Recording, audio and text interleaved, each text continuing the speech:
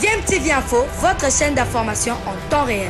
La politique, la santé, le sport, les faits de société, la musique, les rumeurs et bien plus encore. Vous découvrirez cela dans notre chaîne DMTV Info.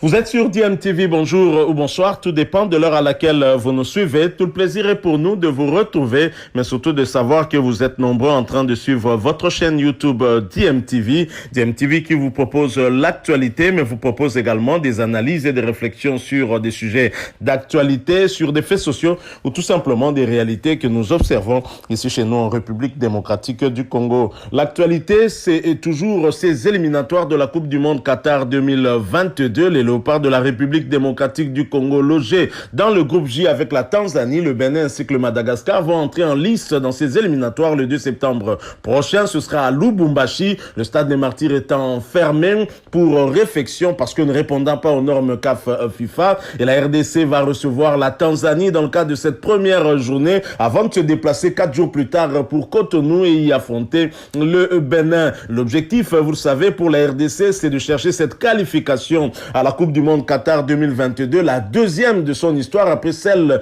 de 1974 où nous étions la première nation du sud du Sahara à nous qualifier et aller en Coupe du Monde. C'était en Allemagne. Et le technicien argentin très expérimenté, Hector Raúl Cooper, qui avait été recruté par la RDC, a comme objectif principal de nous amener justement au Qatar en 2022, mais ça passe par cette phase de groupe avant la deuxième étape si nous réussissons à nous qualifier. Je rappelle qu'on ne va retenir que le premier de chaque groupe pour constituer les 10 équipes qui seront qualifiées pour la prochaine étape des barrages, où on va faire un tirage au sort et nous pondre 5 matchs à l'issue de ces deuxièmes matchs-là, en aller-retour. Si vous sortez vainqueur, eh bien, vous allez représenter l'Afrique pour le Qatar. Alors, ce n'est pas qu'une affaire des footballeurs, des sportifs, c'est l'affaire de tout le monde, de tous les Congolais. Et tous les Congolais veulent s'impliquer, veulent voir la RDC, le drapeau de la République démocratique du Congo, être hissé là-bas au Qatar. Voilà pourquoi 2 artistes musiciens sont allés voir le ministre des Sports, Serge Condé, en vue en tout cas d'apporter leur soutien également à notre équipe nationale. De quelle manière, nous n'en savons pas, mais ils sont artistes et musiciens. On peut comprendre que la seule chose que peut nous donner un artiste musicien, c'est peut-être une chanson. Alors je vous propose de les suivre, eux qui sont allés voir le ministre des Sports, Serge Condé. Ils vont s'exprimer. Ensuite, nous allons nous retrouver pour poursuivre ce sujet tout en vous rappelant que vous êtes en train de suivre DMTV. Si vous êtes nouveau ici ou ancien, mais que vous ne vous êtes pas encore abonné, ben n'hésitez pas, abonnez-vous. Et n'oubliez pas d'activer la notification. Il suffira pour cela de cliquer tout simplement sur la petite cloche que vous verrez apparaître dès que vous serez abonné parce qu'elle va vous permettre de ne plus rien manquer des prochaines vidéos que nous allons vous proposer. Suivant, nous nous retrouvons tout de suite après. Suzy Kasea et Lokwa Kanza, 2 icônes de la musique africaine, tiennent à apporter leur soutien aux léopards de la République démocratique du Congo lors de la campagne des éliminatoires à la Coupe du Monde 2022. Quoi de plus normal d'en parler avec Serge Condé, ministre des Sports et Loisirs. Le sport nous concerne tous. La qualification à la Coupe du Monde de notre équipe nationale, je crois qu'on a besoin d'un soutien total. On a besoin que tout le monde apporte son concours.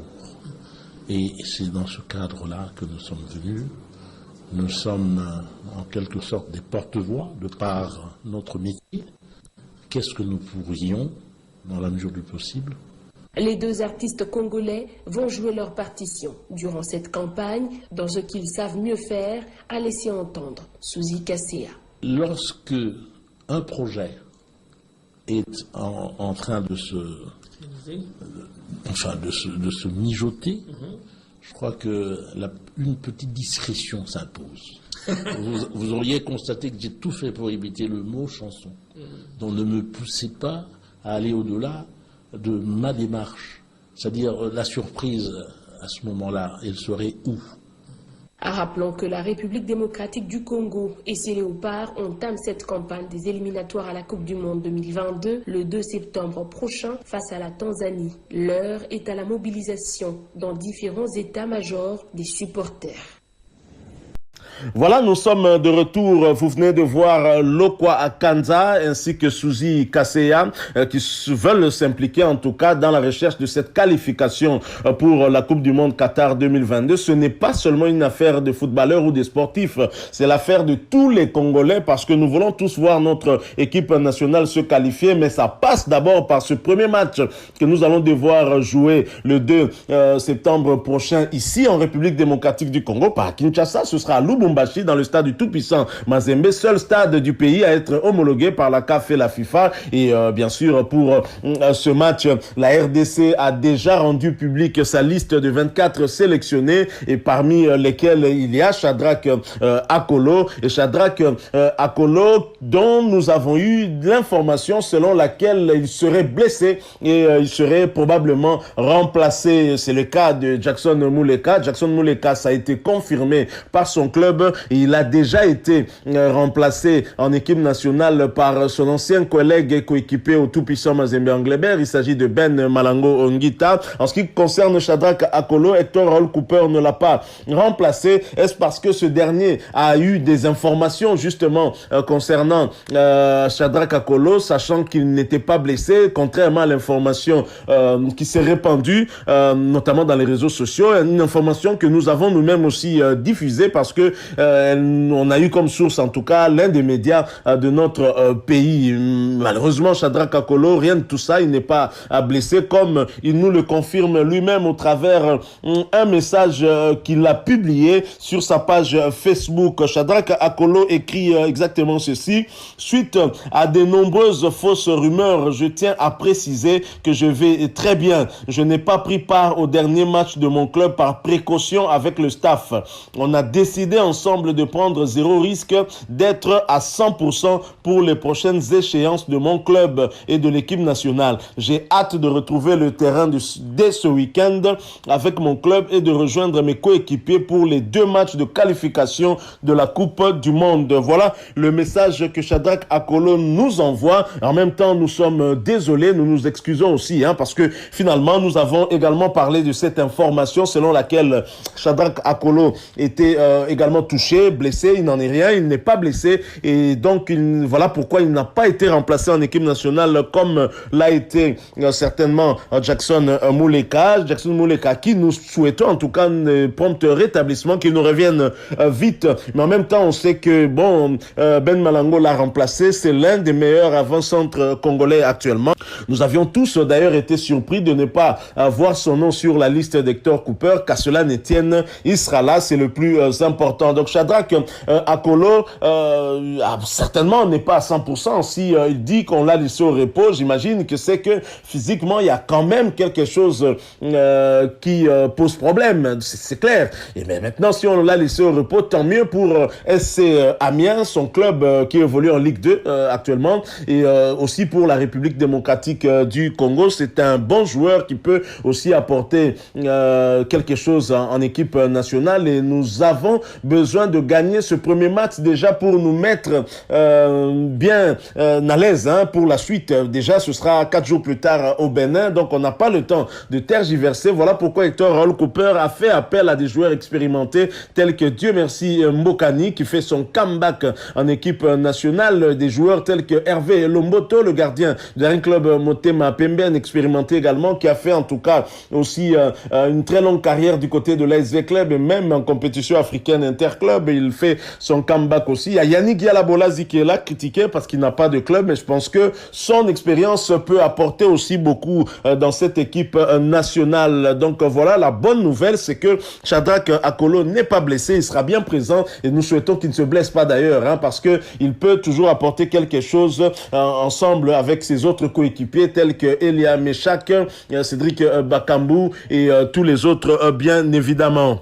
Alors, terminons cette brève information par l'Angleterre, le championnat anglais de 2e division. Nous allons avoir des nouvelles d'un international congolais qui du reste a été appelé par Hector Raoul Cooper. Il s'agit de Niskens Kebano. Niskens Kebano qui a fait son comeback du côté de Fulham après avoir été prêté du côté de Middlesbrough. Il a fait une fin de saison merveilleuse avec notamment Yannick Yala Bolazi voici Niskens Kebano qui est en train de monter en puissance avec son club de Fulham qui occupe d'ailleurs la première position du championnat anglais de deuxième division en termes de 3 journées. Fulham est premier avec 7 points et Niskens Kebano peut être heureux car lors du dernier match, il avait distillé une passe décisive qui a permis à son équipe de remporter le match 1-2 sur le terrain de Millwall. Millwall, équipe d'un autre international congolais, il s'agit de Benik Afobé qui avait d'ailleurs inscrit l'unique but de son équipe et c'était la réduction du score. Et Niskens Kebano a été récompensé en Championship lors de cette 3e journée compte tenu de sa performance. Il figure dans l'équipe type de la 3e journée du championnat anglais de 2e division. Félicitations à lui. Je pense que c'est bon pour le moral. C'est aussi bon parce que d'ici quelques jours, il sera à Kinshasa puis à Lubumbashi pour représenter la République démocratique du Congo et défendre les couleurs de notre nation face à la Tanzanie. La Tanzanie est un pays qui nous cause quand même beaucoup de difficultés. Je pense que cette fois, nous devons être mobilisés. Les joueurs doivent rester concentrés et ne pas minimiser l'adversaire. Surtout, c'est vrai que la Tanzanie n'a pas trop de joueurs évoluant à l'extérieur. La plupart, ce sont des joueurs qui évoluent localement. Mais vous pouvez avoir comme l'impression que c'est une faiblesse. Mais je crois que c'est une opportunité pour cette équipe tanzanienne d'avoir une équipe soudée et d'avoir de la cohésion. Parce que des joueurs, finalement, se connaissent. Ils jouent ensemble dans l'équipe locale, l'équipe du Chan et aussi dans l'équipe A. Et là, on va intégrer des joueurs tels que Lebouan Ali Samata, qui est un avant-centre tueur, l'un des meilleurs en Afrique. Et je crois que nous devrions les prendre très au sérieux. Mais c'est quand même bien d'avoir des nouvelles pareilles. Niskens Kebano l'a publié sur sa page Facebook. Heureux, certainement, de s'être retrouvé dans l'équipe type de la 3e journée. Il n'a rien écrit comme commentaire, juste publié cette équipe type-là dans laquelle il se trouve bien évidemment. Félicitations Niskens Kebano et on vous attend en tout cas très très rapidement ici pour défendre la RDC. L'objectif c'est Qatar 2022. Il faut rester focus sur cet objectif-là et ne pas perdre, surtout participer aussi défensivement. Ce sera très bien Niskens Kebano. Merci beaucoup à vous qui nous avez suivis. Nous sommes arrivés à la fin de ce sujet. Si vous l'avez aimé, laissez-nous un maximum de j'aime. Likez donc cette vidéo. Merci de partager avec nous aussi votre point de vue. Si vous en avez un, nous le laissons à travers un commentaire. Et surtout, si vous êtes nouveau ou ancien sur cette chaîne, mais que vous ne vous êtes pas encore abonné, n'hésitez pas s'il vous plaît, abonnez-vous. Et n'oubliez pas d'activer la notification. Il suffit de cliquer tout simplement sur la petite cloche que vous verrez apparaître dès que vous serez abonné. Merci une fois de plus à vous. Nous espérons vous retrouver très bientôt avec un autre sujet d'actualité. Si Dieu nous prête vie, bien évidemment. En attendant, portez-vous bien et DMTV vous dit au revoir.